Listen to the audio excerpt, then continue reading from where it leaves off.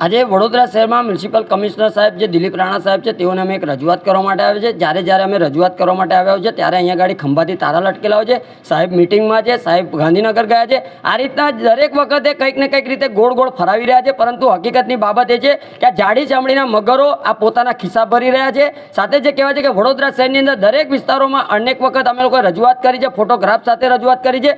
2000 ફોટા અમે લોકોએ 2023માં પણ આપ્યા છે, 2024માં પણ આપ્યા છે અને હાલમાં 2025 ચાલી રહ્યું છે। છતાં પણ જે કહેવાય છે કે વડોદરા શહેરની અંદર જેટલા પણ હોર્ડિંગ્સ બોર્ડ લાગ્યા છે, આ ગેરકાયદેસર હોર્ડિંગ્સ બોર્ડ લાગ્યા છે, જેના કારણે વડોદરા શહેરની તિજોરીમાં જે કહેવાય છે કે આવક થતી નથી। એટલે ખાસ કરીને વડોદરા શહેરમાં હાલમાં બજેટની જે જોગવાઈ કરવામાં આવી રહી છે, જે બજેટની ચર્ચા કરવામાં આવી રહી છે, ત્યારે ખાસ કરીને નાગરિકોના માથા ઉપર જે કહેવાય છે કે જે સફાઈ વેરો વધારવાની જે ચર્ચા ચાલી રહી છે, એટલે ખાસ કરીને વડોદરા શહેરની જનતા તમામ રીતે ટેક્સ વેરા ભરીને ત્રાહિમામ પોકારી રહી છે। ત્યારે કંઈક ને કંઈક કોર્પોરેશનની તિજોરીમાં આવક થાય તે રીતનો અમે લોકો કોર્પોરેશનને સપોર્ટ કરી રહ્યા છે કે ભાઈ આપણા વડોદરા શહેરમાં સારામાં સારો વિકાસ થાય। કારણ કે વડોદરા શહેરમાં આજે તમે જોશો કે સૌથી પાછળ રહી ગયું છે અને સુરત અને અમદાવાદ જ્યારે આગળ હોય અને વડોદરા પાછળ હોય એટલે કંઈક ને કંઈક વડોદરા શહેર માટે શરમજનક બાબત છે। તે માટે અમે વડોદરા શહેરના મ્યુનિસિપલ કમિશનર સાહેબનું અનેક વખત ધ્યાન દોરવાનો અમારો એક નાનકડો પ્રયાસ છે, પરંતુ જમીન મિલકત કોમર્શિયલ શાખાના અધિકારીઓ આ જાડી ચામડીના મગરો અમને ખોટા તકલાદી